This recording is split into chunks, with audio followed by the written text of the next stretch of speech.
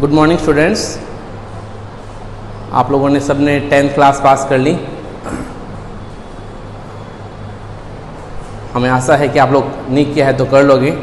कल ही अभी 12th class के बच्चों का रिज़ल्ट आया है और 10th क्लास के बच्चों का रिज़ल्ट भी अब जल्दी आने वाला है। मोस्टली बच्चों ने अपना सब्जेक्ट डिसाइड कर लिया है कि किसको साइंस लेनी है, कॉमर्स लेनी है। तो आपका जो डिसीज़न लिया है आपने रिज़ल्ट आने से पहले कि भी मुझे साइंस लेना है, तो ये डिसीज़न आपका काफ़ी अच्छा डिसीज़न है। फिक्स है कि हाँ आपने अपना जो गोल है उस गोल को अपने को अचीव करना है। आपने जो सोचा है और मुझे विश्वास है कि आप उस गोल को अचीव करोगे भी। लेकिन माइंडसेट आपको आज से ही करना पड़ेगा अपना। मैं आपको थोड़ा सा बताऊंगा कि भी अपने को अब नेक्स्ट 2 और 3 ईयर्स में अपने को करना क्या है। तो जैसा कि आप लोगों को पता है कि भी आप लोगों ने साइंस लिया है। साइंस में आपके 2 फील्ड आती है अपने पास। पहली फील्ड आती है बायोलॉजी की फील्ड और दूसरी फील्ड अपने पास आती है मैथ्स की फील्ड। बायो की फील्ड में आपको क्या करना है और मैथ्स की फील्ड में आप क्या क्या अचीव कर सकते हो। कई बच्चों के दिमाग में ये भ्रांतियां होती है कि भी मैं अगर मैथ्स लूँगा तो मेरे पास ये स्कोप ही रहेगा या बायो लूँगा तो ये स्कोप ही रहेगा। मैं ये सारी बातें आपके दिमाग से चाहता हूँ कि निकल जाए और आप अच्छे से देख सको कि भी कोई प्रकार की आपकी दिक्कत नहीं रहे। तो बायो के अंतर्गत 11th-12th देखो सभी को करनी पड़ती है। ऐसा नहीं होता कि भी कोई बच्चा 11th-12th ना करे, चाहे वो बायो का बच्चा हो चाहे वो मैथ्स का बच्चा हो, दोनों को 11th-12th क्लास पास करनी पड़ती है। बायोलॉजी वाले जो बच्चे होते हैं उनके लिए सबसे पहला फील्ड जो बनता है वो बनता है नीट का फील्ड और वो होता है एक प्रकार का मेडिकल एग्जाम। किसी को मेडिकल की फील्ड में जाना है, मेडिकल की फील्ड कोई छोटी फील्ड नहीं है, काफ़ी बड़ी है। तो मेडिकल में सबसे पहले आता है MBBS जो अपन बात करते हैं, ठीक है, जिसके थ्रू जो है वो अपन ह्यूमंस जो है उनके डॉक्टर्स बनते हैं। सेकंड अपने पास आती है वेटरनरी की फील्ड जिसमें अपन जानवर जो होते हैं, पशु जो होते हैं उनका इलाज करते हैं। मेडिकल की फील्ड में भी अपने पास में 3 फील्ड अपने पास मोस्टली बनती है। आप 3 प्रकार के डॉक्टर्स बन सकते हो मेडिकल फील्ड के अंतर्गत। पहला आप लोग बन सकते हो कि अपने पास से एलोपैथी जो है,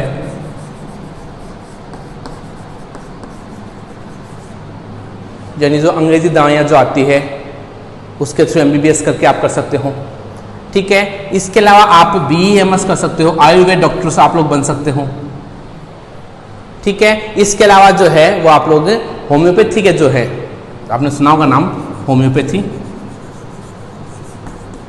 होम्योपैथी के डॉक्टर भी आप बन सकते हो। तो बहुत फील्ड है, अपन ये नहीं कह सकते कि भी मेडिकल में केवल एक ही फील्ड है।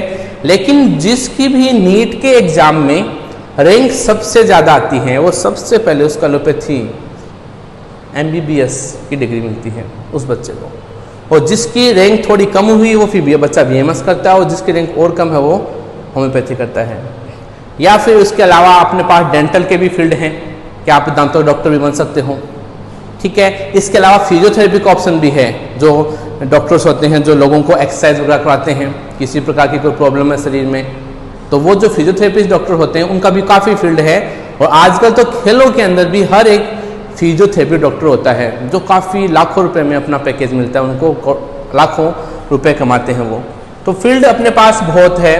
12th के बाद आप इसके अंतर्गत आगे BSc कर सकते हो। अगर आपका बाय द वे मूड नहीं है कि मेरे को डॉक्टर नहीं बनना है तो आप BSc कर सकते हो। BSc के बाद आपके बहुत रास्ते खुलते हैं। अगर आपने BSc कर लिया है तो BSc के बाद आप टीचर बन सकते हो, आप किसी फील्ड में जा सकते हो, आप कोई प्रकार का बैंक का एग्जाम दे सकते हो ग्रेजुएशन करने के बाद में, बैंक के में आप मैनेजर बन सकते हो। तो इसमें ऑप्शन बहुत है। अगर आपको टीचर बनना है तो आपको आगे MSc करना पड़ता है। आप MSc करते हो तो MSc के अंदर आप आके MSc भी आप IIT में जाके MSc कर सकते हो। जो बच्चा 12th क्लास में मैथ लेके IIT आगे जाके करेगा वो बच्चा इन फ्यूचर MSc भी IIT के थ्रू कर सकता है।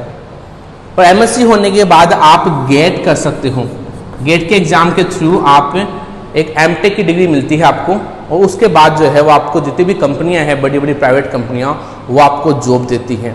तो आप ये नहीं कह सकते कि भी मैंने बायो को चूज किया तो मेरे पास अगर मेडिकल में मेरा नहीं हुआ तो मेरा क्या फ्यूचर होगा। फ्यूचर बहुत है, ऐसे कोई फ्यूचर की आज के समय में कोई कमी नहीं है। ठीक है, आप नेट जेआरएफ का एग्जाम दे सकते हो, कॉलेज में लेक्चर बनना आपको, नेट का एग्जाम आपने पास किया।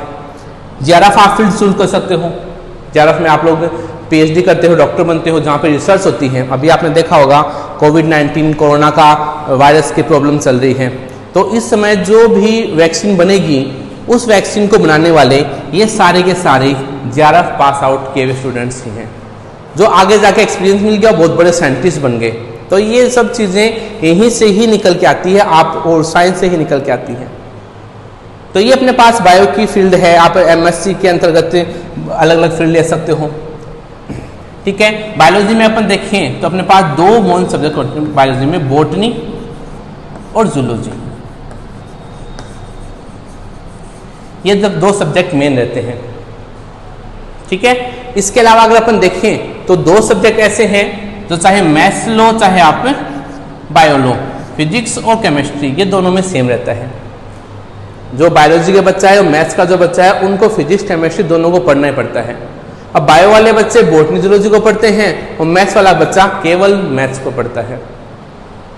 इसके अलावा आपके पास ऑप्शन है कि भी आप 12th क्लास में मैथ्स भी ले सकते हो, बायो दोनों ले सकते हो, यानी एडिशनल, यानी एक सब्जेक्ट तो आपका मेन हो गया और एक आपने दूसरा सब्जेक्ट ले लिया जिसे अपन एडिशनल सब्जेक्ट कहते हैं। तो वो एडिशनल सब्जेक्ट भी आपके काम रहता है। जैसे सपोज करो कि भी आपको जो है वो 12th क्लास के बाद ऐसी फील्ड को चूज करना है जिसमें मेडिकल का भी हो जाए, बायो का भी यूज हो जाए और मैथ्स का भी यूज हो जाए। जैसे सपोज करो कि आपने 12th क्लास के बाद जो है वो सबसे पहले आईआईटी की तरफ जाना आपको, तो आप आईआईटी की तरफ भी मूव कर सकते हो।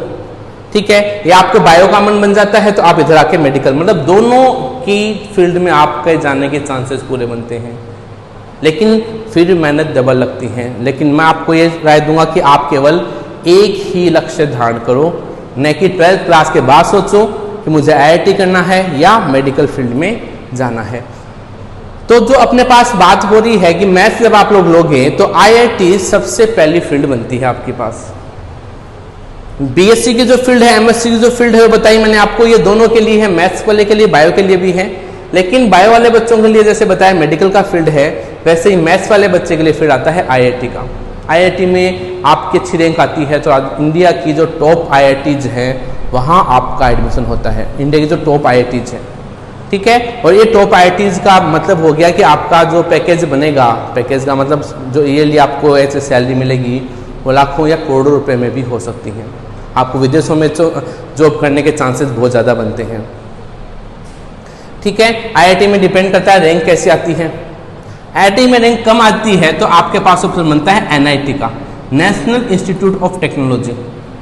यानी आईआईटी में रैंक अच्छी नहीं आई, बाय द वे निराश होने की जरूरत नहीं है, एनआईटी में आपका एडमिशन मिल जाओ। एनआईटी के कॉलेजेस भी काफ़ी अच्छे हैं। राजस्थान का जो एमएनआईटी है जयपुर के अंदर, वो इंडिया के अच्छे टॉप कॉलेज में आता है।